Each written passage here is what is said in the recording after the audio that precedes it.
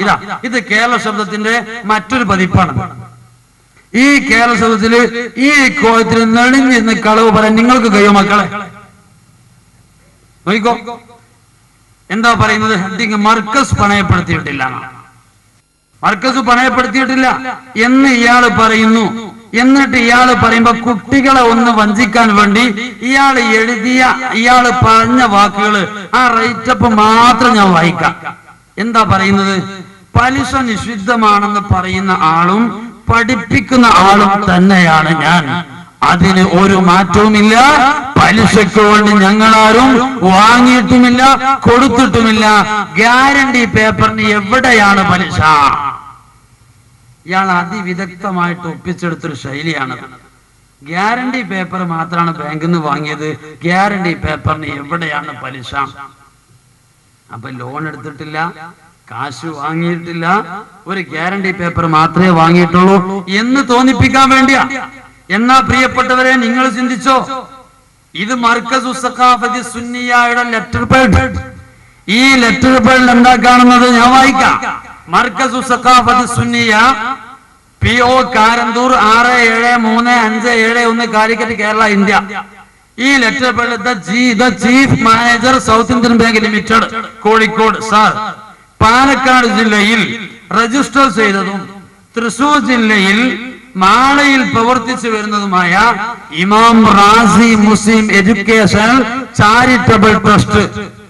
Loan എടുക്കാൻ പോണ ആരെ പേരിലാണ് നോക്കണം?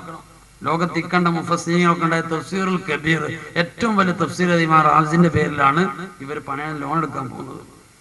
ട്രസ്റ്റിലുള്ള മെഡിക്കൽ കോളേജിന് മർക്കസിന്റെ ഷെയറിലേക്ക് 5 കോടി രൂപ സൗത്ത് ഇന്ത്യൻ ബാങ്ക് കോഴിക്കോട് ശാഖയിൽ നിന്ന് ലോൺ എടുക്കാൻ തീരുമാനിക്കുകയും അതിന് വേണ്ട ചെയ്യാൻ Markaz general secretary AP Abubakar മുസ്ലിയാരെ അധികാരപ്പെടുത്തുകയും ചെയ്തു. യോഗാധ്യക്ഷൻ സയ്യിദ് അലി ബാഫക്ക് തങ്ങൾ ഒപ്പിട്ട് ഇതിന്റെ original copy south Indian bank പോയാൽ കാണാം. ഇത് നിങ്ങൾ എഴുതി കൊടുത്തിട്ടില്ലേ? അപ്പൊ ഗ്യാരണ്ടി പേപ്പറെല്ലാം നിങ്ങൾക്ക് തിരിഞ്ഞിട്ടില്ലേ?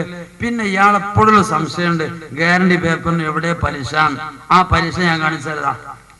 ഇത് സൗത്ത് ഇന്ത്യൻ ബാങ്കിന്റെ റെസീപ്റ്റാണ്. ഇത് സൗത്ത് ഇന്ത്യൻ ബാങ്കിന്റെ റെസീപ്റ്റാണിത്. ആ റെസീപ്റ്റിൽ എഴുതിയത് എന്താ? ഞാൻ വായിച്ചു തരാം.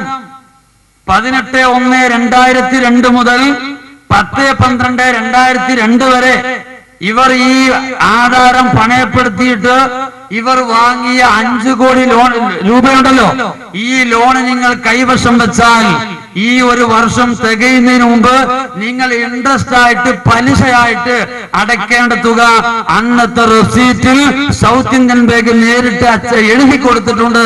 എത്രയാണത്? 42,93,876 രൂപ എഴുതി കൊടുത്തിട്ടില്ലേ? നിഷേധിക്കാൻ കഴിയും? അപ്പൊ ഈ ഒരു യാഥാർത്ഥ്യങ്ങളൊക്കെ ഉണ്ടാകുമ്പോഴും ഇയാൾ പറയുന്നത് മർക്കസ് പണയപ്പെടുത്തിയിട്ടില്ല. ഞാൻ വെറുതെ അല്ല ഇയാളെ കളവ് പറയുന്ന ആളാന്ന് പറഞ്ഞത്, പച്ചക്കള്ളം തന്നെയാണ്.